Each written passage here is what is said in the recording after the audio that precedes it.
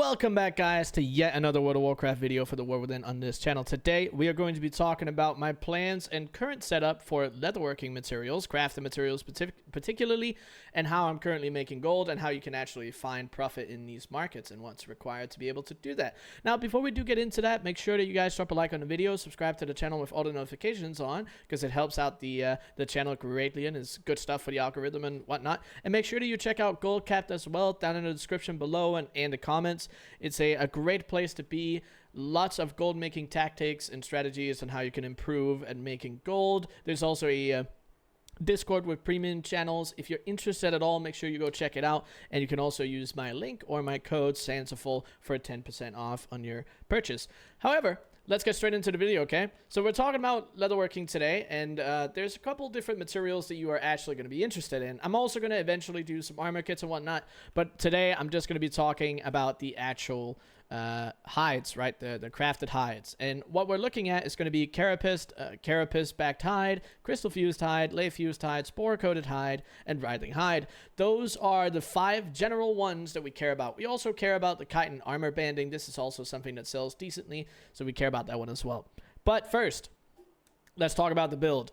What's really important is that you at least get 1 blue tool, and this is going to be multi-crafting. And remember, your resourcefulness enchant, because that's the best possible way that you can get it. A blue tool with a maximum amount of multi-crafting is great. If you can also get your 2 other profession gear pieces, then that's even better. You get more resourcefulness and more multi-craft if you do get those into blue pieces, which is something that I'm working on. Alongside that, you also want the Hide Shaper's Work Bag, which increases your resourcefulness rating by 90 when you're crafting leatherworking reagents. This is quite a big amount of leatherworking reagent, resourcefulness for your leatherworking reagents. So this is something that you absolutely want to get. This is something that's created by a tailorer, and you can actually, if you want to, use a level 70 alt, learn tailoring, right? Set it up to be able to go and buy the recipe for that, because it uses artisan's acuity when you buy the recipe, but it also uses artisan's acuity when you actually craft the bag. However, these are not similar to the fact that you have to provide the artisan's acuity. Like, if I wanted this tool on this character, I have to provide 300 artisan's acuity.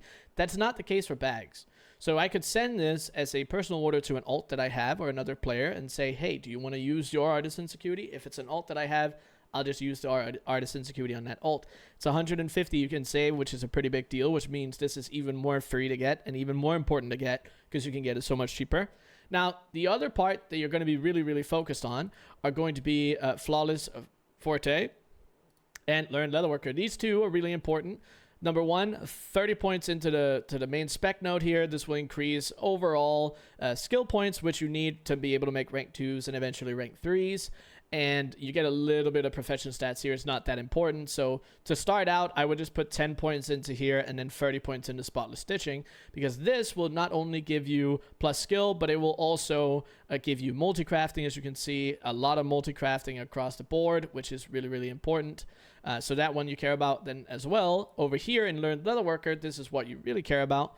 You want to unlock at least 5 points into here to unlock your first one, and that's Industrious Innovations and Waste Not. Now, this one in particular is going to be multi-crafting. This one you care about. That's the one you want to put 30 points into first, after you put 30 points into Learned Leatherworker.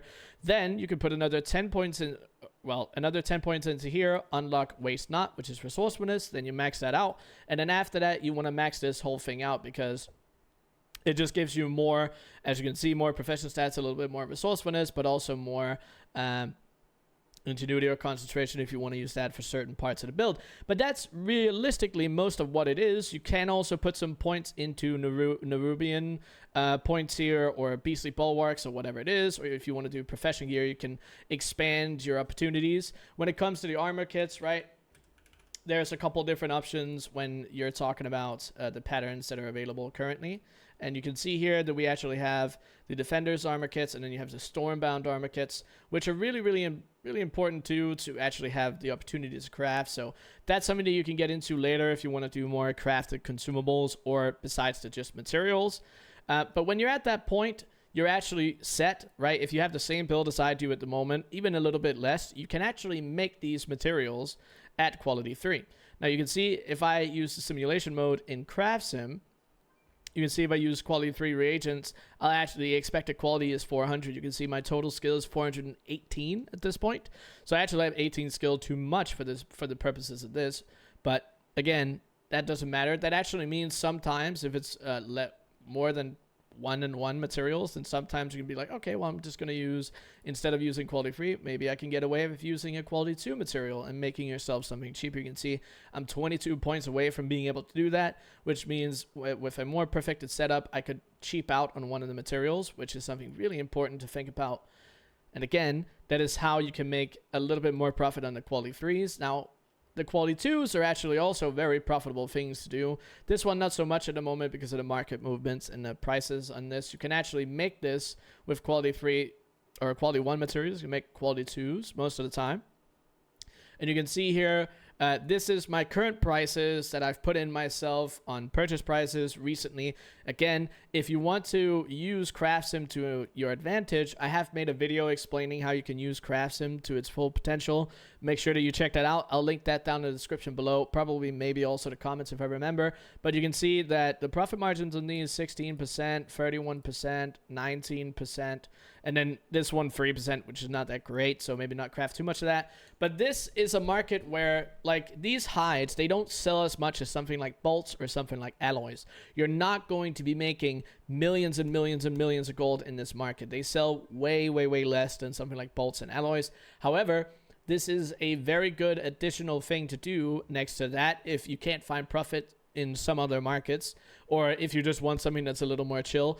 Because they don't sell as much, there's also a little bit less competition, which is great. And then also on top of that, they're not as pricey as other ventures, right? If you can actually, if you think about alloys or bolts, then sometimes if you want to make good profit margins, you're investing millions and millions and millions of gold. In this, because you know that you can't sell too many of them, it's a couple of 100,000 gold, and most of you're investing at a time to craft a batch of some of this stuff, right?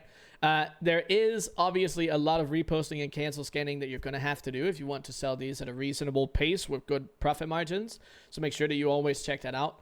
But again, I've been able to sell the rank 2s. The rank 2s, when it comes to these hides, are what sells really well.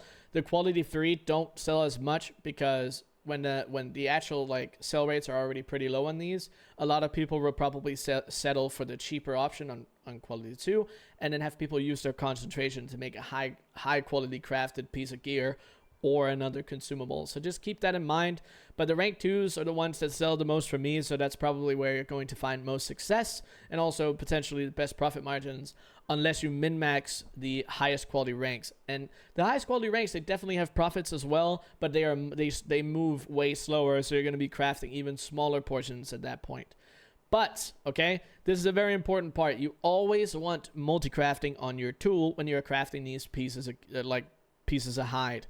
Multi-crafting is by far the best stat that you can use. It is way better than resourcefulness, and it's, you know, obviously if you're not using concentration the vast majority of the time, then ingenuity doesn't matter at all. So just keep that in mind. But that's actually most of what there is about this particular build. As for where you can go, obviously I need another 11 points, but after I'm done with this, I am most likely moving into either Nerubians, Epic ensembles, or maybe Beastly Bulwarks. I'm not entirely sure what I'm going to do yet. I'm probably going to work a little bit more on the armor kits. But let me know what you guys think. These two are just gear crafting. You can get into that eventually if you want. But let me know what you guys think. Let me know if you've had any experiences. And also if you have any questions, make sure that you drop that down in the comments below as well. And yeah, I hope you guys enjoyed this video. And until the next one, see ya!